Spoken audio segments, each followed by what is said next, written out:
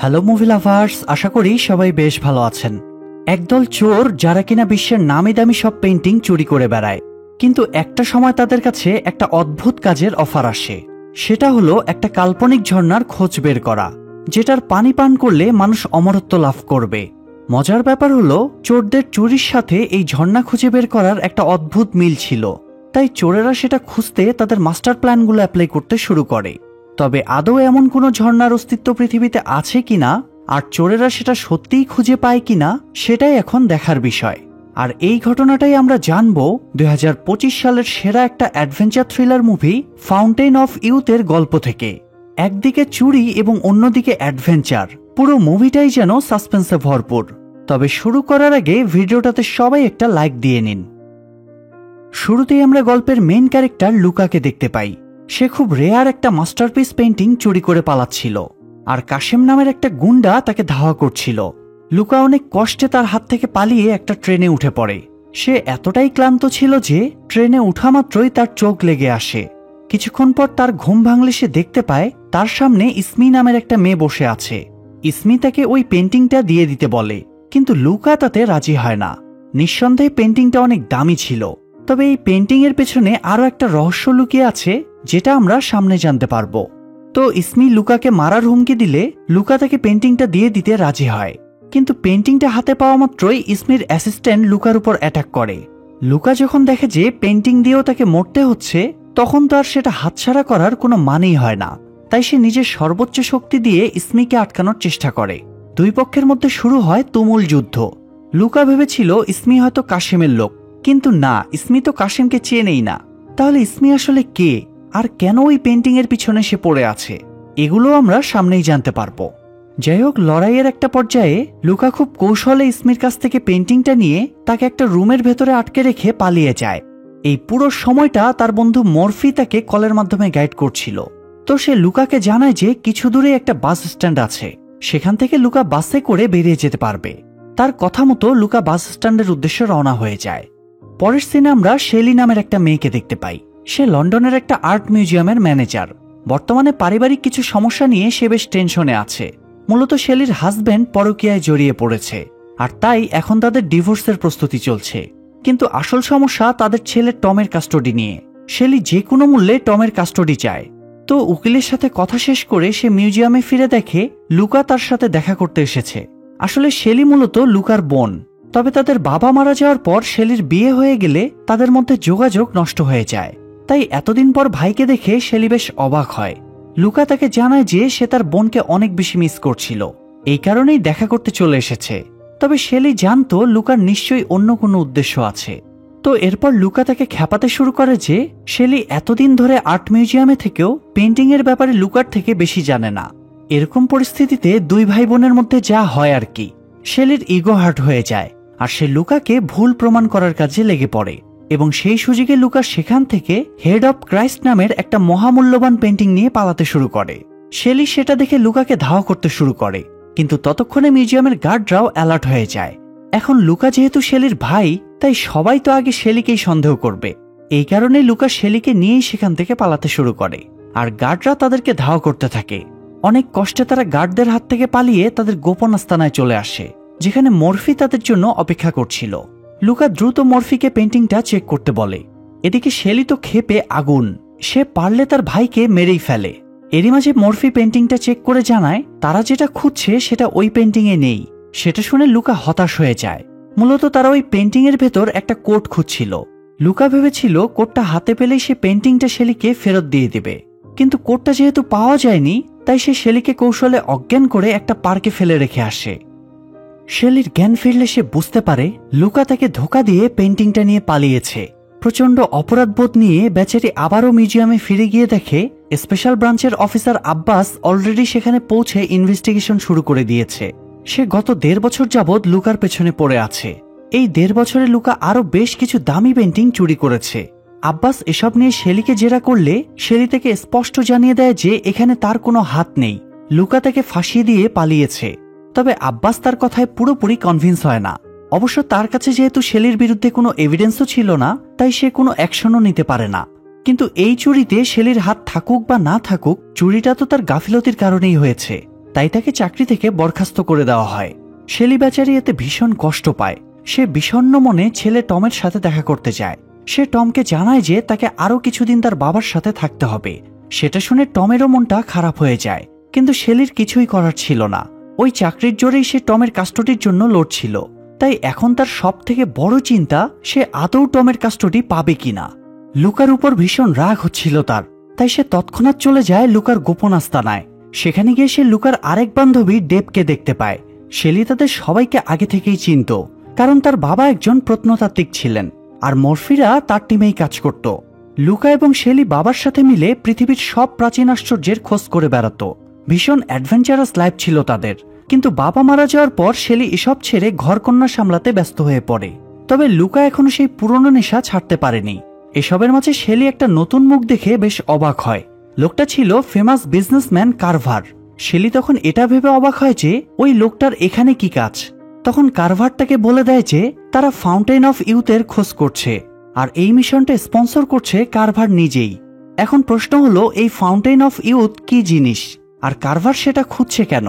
আসলে fountain of youth হচ্ছে একটা কাল্পনিক প্রাচীন ঝর্ণা, যার ব্যাপারে বাইবেল এবং মহাভারতের মতো বড় বড় ধর্মগ্রন্থে উল্লেখ আছে। বলা হয়েছে এই ঝর্ণার পানি পান করলে মানুষের সব ইচ্ছা পূরণ হবে।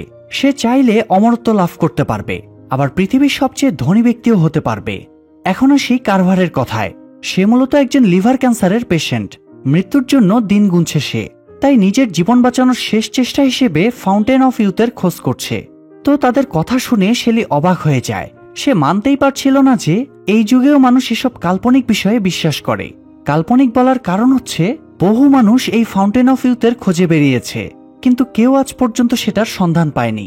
আদৌ এর অস্তিত্ব আছে কিনা তা কেউ জানেও না। তবে লুকার কথা হলো, একবার চেষ্টা করতে তো ক্ষতি নেই, পেয়ে গেলে তো ভালো, আর না পেলে অন্তত একটা নতুন অ্যাডভেঞ্চার হয়ে যাবে। সে শেলিকেও তাদের সাথে কাজ করতে রিকোয়েস্ট করে, কিন্তু শেলি কোনো মতেই রাজি হয় না। তখন কারভার তাকে শর্ত দেয় যে সে যদি তাদেরকে সাহায্য করতে রাজি হয় তাহলে কারভার তার জন্য লন্ডনের বেস্ট লয়ার হায়ার করবে এবং টমের কাস্টডি তাকেই পাইয়ে দেবে। সেটা শুনে শেলি এবার লোভে পড়ে রাজি হয়ে যায়। কিন্তু প্রশ্ন হচ্ছে, তারা এই ফাউন্টেন অফ ইউথ খুঁজবে কিভাবে? তখন লুকা জানায় যে ওই লোকেশন খুঁজে বের করার কিছু স্পেশাল কোড আছে, যেগুলো পৃথিবীর বিভিন্ন নামকরা আর্টিস্টরা তাদের আর্টের মধ্যে লুকিয়ে রেখেছে। মূলত এই কারণেই লুকা বেছে বেছে পৃথিবীর বিভিন্ন জায়গা থেকে ওই পেন্টিংগুলো চুরি করছিল। তখন শেলি বলে যে তারা যদি লোকেশন খুঁজেও পায় তাতেও তো সমস্যার সমাধান হবে না, নিশ্চয়ই সেখানে কড়া প্রোটেকশনের ব্যবস্থা আছে। তাহলে তারা ওই ঝর্ণা পর্যন্ত পৌঁছাবে কি করে? তখন লুকা তাকে জানায় প্রায় 900 বছর আগে প্রোটেকশন অফ পাথ নামের একটা সংগঠন তৈরি করা হয়েছিল, যারা যুগ যুগ ধরে বংশ পরম্পরায় ওই জায়গার প্রোটেকশন দিয়ে আসছে। তবে একবার লোকেশন বের করতে পারলে ওই প্রোটেক্টরদেরও কিছু একটা ব্যবস্থা করা যাবে। তাই এখন তাদের মূল লক্ষ্য ওই কোডগুলো ডিকোড করে লোকেশনটা খুঁজে বের করা। তাদের ইনফরমেশন অনুযায়ী 6টা কোড পাওয়ার কথা, কিন্তু তাদের কাছে ছিল 5টা কোড, আর 6 নাম্বার পেন্টিং থেকে তো কোনো কোড পাওয়া যায়নি। তখন শেলি তাদেরকে জানায় যে তার মিউজিয়ামের ওই পেন্টিংটা আসলে নকল ছিল, আর আসল পেন্টিংটা বানানোর মাত্র কিছুদিনের মধ্যেই সেটা চুরি হয়ে গিয়েছিল। এখন একটা মাস্টারপিস চুরি হওয়াটা যেহেতু ভীষণ লজ্জার ব্যাপার, তাই পরবর্তীতে ওই পেন্টিং এর একটা রেপ্লিকা বানিয়ে মিউজিয়ামে রেখে দেওয়া হয়। তার মানে এখন তাদেরকে আসল পেন্টিংটা খুঁজে বের করতে হবে। শেলি তাদেরকে জানায় যে আসল পেন্টিং এর ক্লু পাবলিক লাইব্রেরিতে পাওয়া যাবে। এই কথা শুনে লুকা তৎক্ষণাৎ লাইব্রেরিতে গিয়ে মনোযোগ সহকারে ক্লু খুঁজতে শুরু করে, কিন্তু দুর্ভাগ্যবশত সেখানেও ইসমি পৌঁছে যায়। তবে এবার আর সে লুকার উপর অ্যাটাক করে না, শুধু জানতে চায় সে এখানে কি করছে। তবে স্বাভাবিকভাবেই লুকা তাকে সত্যিটা জানায় না, উল্টো সুযোগ পেয়ে তার সাথে ফ্লার্ট করতে শুরু করে। আসলে ইসমিকে প্রথম দেখাতেই ভালো লেগে গিয়েছিল তার, তবে ইসমি তাকে একটুও পাত্তা দেয় না, বরং তাকে সরাসরি ওয়ার্নিং দেয় যে সে যেন ফাউন্টেন অফ ইউথের কথা মাথা থেকে ঝেড়ে ফেলে, কারণ ওই জায়গাটা ভীষণ ভয়ঙ্কর, এটা মানুষের জীবনকে ধ্বংস করে দিতে পারে। ইসমির মুখে ফাউন্টেন অফ ইউথের কথা শুনে লুকা বেশ অবাক হয়। তখন জানা যায় ইসমি আসলে প্রোটেক্টর অফ পাথের একজন সদস্য, আর এই কারণেই সে লুকার পেছনে পড়ে আছে। কিন্তু তার ওয়ার্নিং দেওয়া সত্ত্বেও লুকা থেমে থাকে না। সে ওই লাইব্রেরি থেকে অরিজিনাল পেন্টিং এর ক্লু খুঁজে বের করে। সেখান থেকে জানা যায় দ্বিতীয় বিশ্বযুদ্ধের সময় ফ্রান্সের একটা জাহাজ সহ সেই পেন্টিংটা আটলান্টিক মহাসাগরে তলিয়ে গিয়েছে। তাই লুকা এবার তার পুরো টিম নিয়ে পৌঁছে যায় আটলান্টিক মহাসাগরের সেই পয়েন্টে। সেখান থেকে তারা খুব কৌশলে ওই ডুবে যাওয়া জাহাজটা উদ্ধার করে পানির উপরে তোলে। তারপর লুকা এবং শেলি জাহাজের ভেতরে চলে যায় পেন্টিং খোঁজার জন্য। আর তার বাকি টিম বাইরে থেকে তাদের গাইড করতে থাকে। এরই মাঝে হঠাৎ তারা একটা হেলিকপ্টারের শব্দ শুনতে পায়। মর্ফি তৎক্ষণাৎ লুকাকে সতর্ক করতে চায়, কিন্তু দুঃখের বিষয় তাদের ওয়াকিটকিতে সিগন্যাল পাচ্ছিল না, যে কারণে লুকা কিছুই শুনতে পারে না। তারা মন দিয়ে পেন্টিংটা খুঁজতে থাকে, এমনকি একটা পর্যায়ে তারা সেটা পেয়েও যায়। কিন্তু সেখান থেকে বেরোনোর পথেই বাধে এক বিপত্তি। ইসমি তার লোকজন নিয়ে লুকাদের উপর অ্যাটাক করে। তারা লুকার কাছ থেকে পেন্টিংটা কেড়ে নিতে চায়, কিন্তু লুকা কোনো মতেই সেটা দিতে রাজি হয় না। তখন ইসমি শেলিকে পাকড়াও করে ফেলে এবং তাকে মারার হুমকি দিয়ে লুকার কাছে পেন্টিংটা চায়। লুকা তখন খুব চিন্তায় পড়ে যায়। একদিকে তার মিশন, অন্যদিকে নিজের বোন, কোন দিকে যাবে সে তাহলে? শেলিও তাকে পেন্টিংটা দিয়ে দিতে বলে, কিন্তু লুকা তাতে রাজি হয় না। সে অন্য কোনো উপায় খোঁজার চেষ্টা করছিল। এরই মাঝে হঠাৎ জাহাজের মধ্যে তীব্র গতিতে পানি ঢুকতে শুরু করে। মূলত তাদের গোলাগুলির কারণে জাহাজটা আবারও ডুবতে শুরু করেছিল। পানির তীব্র স্রোত দেখে ইসমি বেশ ঘাবড়ে যায়, আর সেই সুযোগে লুকা শেলিকে নিয়ে সেখান থেকে পালাতে শুরু করে। জাহাজটা ডুবে যাওয়ায় তারা মাঝ সমুদ্রে ফেসে গিয়েছিল, তবে সৌভাগ্যবশত তার বন্ধুরা এসে তাদেরকে উদ্ধার করে। এরপর তারা ল্যাবে গিয়ে ওই পেন্টিংটা স্ক্যান করলে ওই 6টা কোড মিলে একটা জ্যামিতিক প্যাটার্ন তৈরি হয়। সেই সাথে তারা কিছু অক্ষরও পায়, তবে সেগুলোকে অনেকভাবে সাজানোর পরেও কোনো ক্লু পাওয়া যায় না। তখন শেলির মাথায় একটা আইডিয়া আসে। ওই অক্ষরগুলোর ভেতরে একটা ছিল ভি, আর ফ্রেঞ্চ ভাষায় ভি বলতে ডাব্লিউ বুঝায়। তাই তারা ওই ভি এর জায়গায় ডাব্লিউ বসালে একটা ওয়ার্ড তৈরি হয়, সেটা হলো উইকড, অর্থাৎ খারাপ বা শয়তানি। এরপর আরও একটু রিসার্চ করার পর তারা জানতে পারে সেখানে দ্য উইকড বাইবেলের ব্যাপারে বলা হয়েছে। প্রাচীন যুগের এক বাইবেল লেখক তার বাইবেলে একটা মস্ত বড় ভুল করে ফেলে, যেখানে বাইবেলের মূল কথাটা ছিল তোমরা ব্যভিচার করো না, কিন্তু সেখানে ওই ব্যক্তির একটা ছোট্ট ভুলের কারণে ওই লাইনের অর্থ দাঁড়ায় তোমরা ব্যভিচার করো। আর তাই ওই বাইবেলের সবগুলো কপি তৎক্ষণাৎ বাজেয়াপ্ত করে সেগুলো ধ্বংস করে দেওয়া হয়। এটা জানার পর সবাই ভীষণ হতাশ হয়ে পড়ে, কারণ যার কোনো অস্তিত্ব নেই সেখান থেকে তারা ক্লু খুঁজবে কিভাবে। তখনই হঠাৎ লুকার মনে পড়ে যায় যে ওই বাইবেলের একটা কপি এখনো অক্ষত অবস্থায় আছে, আর সেটা কোথায় আছে তাও তার জানা। এটা শুনে সবার মনে আবারও আশার আলো জাগে। মূলত বাইবেলের কপিটা অস্ট্রিয়ার ভিয়েনা শহরের একটা মিউজিয়ামে সুরক্ষিত ছিল, তার মানে তাদেরকে এখন ভিয়েনা যেতে হবে। তবে তাদের এসব প্ল্যানিং এর মাঝেই অফিসার আব্বাস তার টিমকে নিয়ে সেখানে চলে আসে। সে লুকাদের উপর অ্যাটাক করতেই যাবে, ঠিক সেই মুহূর্তে গুন্ডা কাশেমের দল সেখানে চলে আসে। সেও ওই পেন্টিংগুলোর পেছনেই পড়েছিল, তবে সে ফাউন্টেন অফ ইউথের জন্য নয়, বরং পেন্টিংগুলো বিক্রি করে টাকা আয়ের জন্য।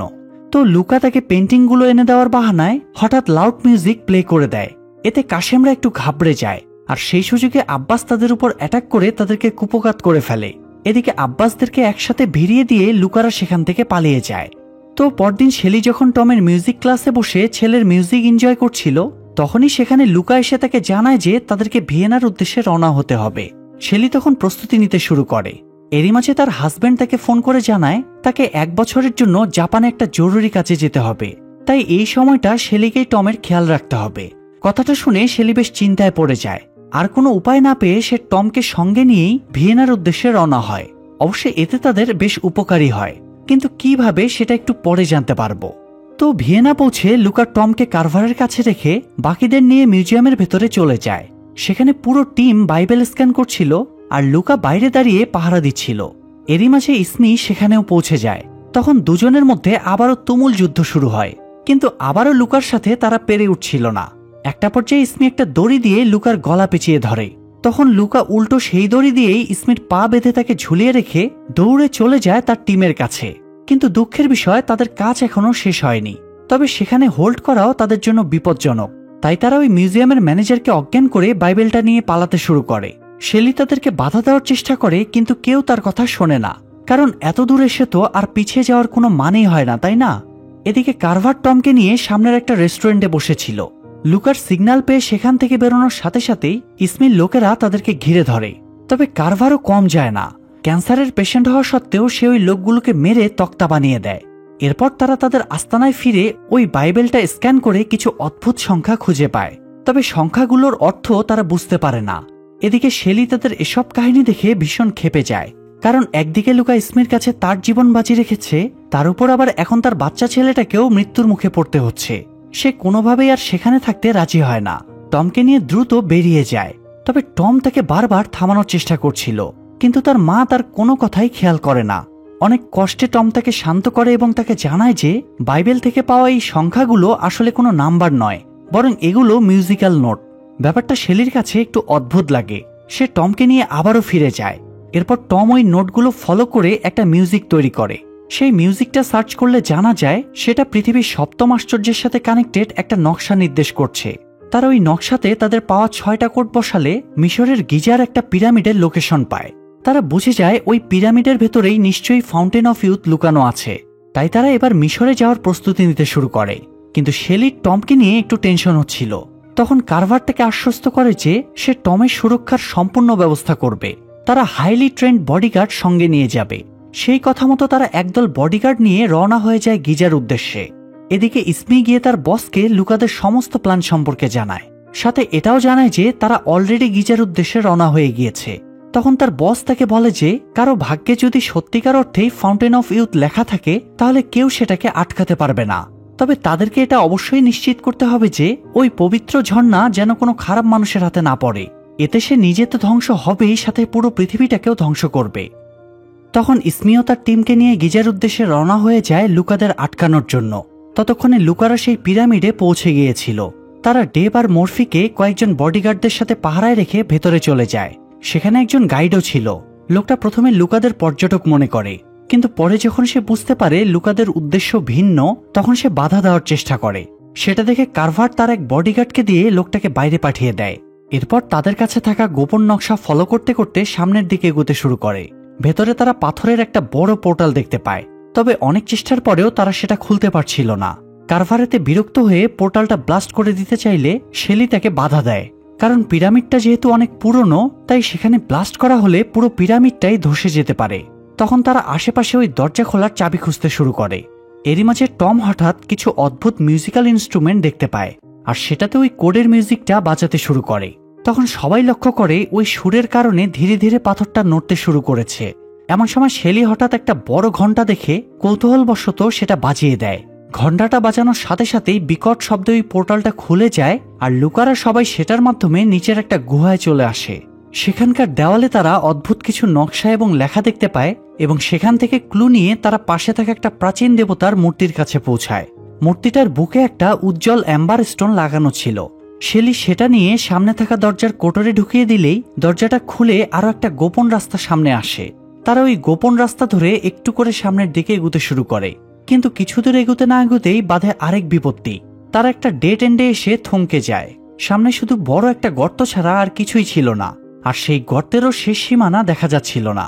এমন অবস্থায় ওই গর্তে ঝাঁপ দেওয়া মানে সেধে নিজের মৃত্যুকে ডেকে আনা। সবাই তখন খুব চিন্তায় পড়ে যায়। এরই মাঝে লুকা হঠাৎ একটা নীল রঙের বাটন দেখতে পায়।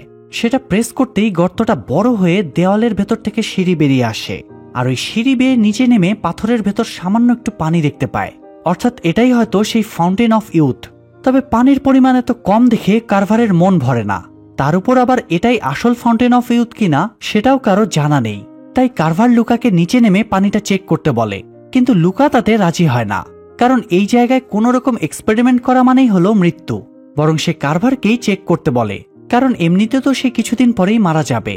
তো এটা যদি সত্যি ওই পবিত্র ঝর্ণা হয়ে থাকে তাহলে তো ভালোই, আর যদি নাও হয় তাতেও তো খুব ক্ষতি হবে না। তবে কারভার কোনো মতেই তার কথা মানতে চায় না। সে লুকাকে শাসাতে শুরু করে। তার এমন অদ্ভুত আচরণ দেখে সবাই ভীষণ অবাক হয়। আর তখনই তার আসল একটা রহস্য সামনে আসে। মূলত সে কোনো ক্যান্সার পেশেন্ট নয়। সে আসলে ক্যান্সারের কথা বলে লুকাকে ইমোশনাল ব্ল্যাকমেইল করেছিল, যাতে তাকে কাজে লাগিয়ে কারভার এই ঝর্ণায় পৌঁছতে পারে এবং অমরত্ব লাভ করতে পারে। এই কথা শুনে সবাই খুব ভয় পেয়ে যায়। লুকা কোনোভাবেই নিচে নামতে চাচ্ছিল না। তখন কারভার রাগের মাথায় তার হাতে গুলি করে দেয় এবং শেলি আর টমকেও মেরে ফেলার হুমকি দেয়। বাধ্য হয়ে তখন লুকাকে নিচে নেমে যেতে হয়। নিচে নামার পর যখন তার শরীরের এক ফোঁটা রক্ত ওই পানিতে পড়ে, তখনই পাথরের ভেতর থেকে পানির এক বিশাল ফোয়ারা এসে তাকে অদ্ভুতভাবে আঁকড়ে ধরে শূন্যে ভাসিয়ে দেয়। এরপর যখন সে পানি মুখে নিতে যাবে তখনই তার চোখের সামনে কিছু অদ্ভুত দৃশ্য ভেসে ওঠে। সে দেখতে পায় সে একেবারে যুবক হয়ে গিয়েছে, কিন্তু তার বোন আর ভাগ্নের বয়স কয়েক গুণ বেড়ে গিয়েছে। তারা করুণ দৃষ্টিতে লুকার দিকে তাকিয়ে আছে। এটা দেখেই লুকা ফাউন্টেন অফ ইউথের আসল রহস্য বুঝতে পারে। মূলত ফাউন্টেন অফ ইউথ থেকে অমরত্ব লাভ করা যায় ঠিকই, তবে তার জন্য নিজের সবচেয়ে পছন্দের বা কাছের মানুষটাকে বিসর্জন দিতে হয়। আর লুকার কাছে তার সবচেয়ে কাছের মানুষ ছিল তার বোন আর ভাগ্নে। কিন্তু লুকা মোটেও স্বার্থপর ছিল না, তাই সে এত বড় একটা সুযোগ হাতে পেয়েও হাতছাড়া করে দেয়। সে ওই ঝর্ণার পানি মুখে দেয় না। তো সে যখন এত বড় একটা স্যাক্রিফাইস করেছে, সেটার পুরস্কারও তো তার পাওয়া উচিত।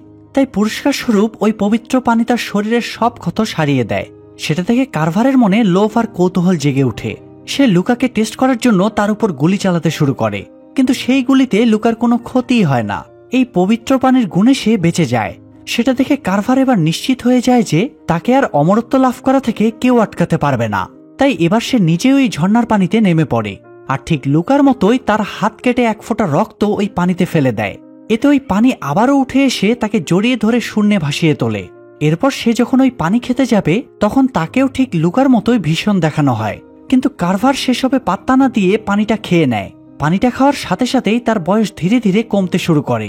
এরই মাঝে ইসমি আর অফিসার আব্বাসও সেখানে পৌঁছে যায়। এখন ইসমির না হয় সেখানে আসার কথা ছিল, কিন্তু আব্বাস এলো কোথা থেকে? তখন জানা যায় আব্বাস আসলে লুকাদেরকে ট্র্যাক করে সেখানে পৌঁছেছিল। এরপর বাইরে থাকা গার্ডদের সাথে তার তুমুল যুদ্ধ হয়। তার মাঝে ইসমিরা সেখানে পৌঁছে গিয়ে বডিগার্ডদের উপর অ্যাটাক করে। তখন আব্বাস সুযোগ বুঝে পিরামিডের ভেতরে ঢুকে পড়ে, আর তার কিছুক্ষণ পর ইসমিও সবাইকে কুপঘাত করে ভেতরে চলে আসে। ঘটনাক্রমে তাদের দেখা হয়ে যায় এবং তারা একসাথে লুকাদের খুঁজতে খুঁজতে পৌঁছে যায় ফাউন্টেন অফ ইউথের কাছে। ফাউন্টেন অফ ইউথের শক্তি নিজ চোখে দেখে তারা দুজনেই ভীষণ অবাক হয়। এরই মাঝে কারভারের বডিতে হঠাৎ এক ভয়ঙ্কর রিয়াকশন দেখা দেয়। ওই যে বললাম, অমরত্ব লাভ করতে গেলে নিজের সবচেয়ে পছন্দের কিছু স্যাক্রিফাইস করতে হয়, আর কারভারের মতো স্বার্থপর মানুষের কাছে নিজের থেকে পছন্দের আর কি বা হতে পারে। তাই ওই পবিত্র পানি স্যাক্রিফাইস হিসেবে তার নিজের শরীরটাকে শোষণ করতে শুরু করে। এটা দেখে ইসমি ভীষণ ঘাবড়ে যায়। সে তড়িঘড়ি করে ত্রিশূল আকারের একটা চাবি বের করে, যেটা তার বস তাকে দিয়েছিল। ওই চাবিটার মাধ্যমে ফাউন্টেন অফ ইউথ আজীবনের জন্য বন্ধ করা যায়। তো ইসমি দৌড়ে চলে যায় সেটা বন্ধ করার জন্য। চাবিটা তালাতে লাগাতেই পোর্টালটা একটু একটু করে বন্ধ হতে থাকে। সেটা দেখে লুকারা সবাই দ্রুত সেখান থেকে পালাতে শুরু করে। ততক্ষণে দেওয়াল থেকে বেরোনো ওই সিঁড়িগুলো আবারও বন্ধ হতে শুরু করেছিল। সৌভাগ্যবশত লুকারা সঠিক সময় সেখান থেকে বেরিয়ে আসে।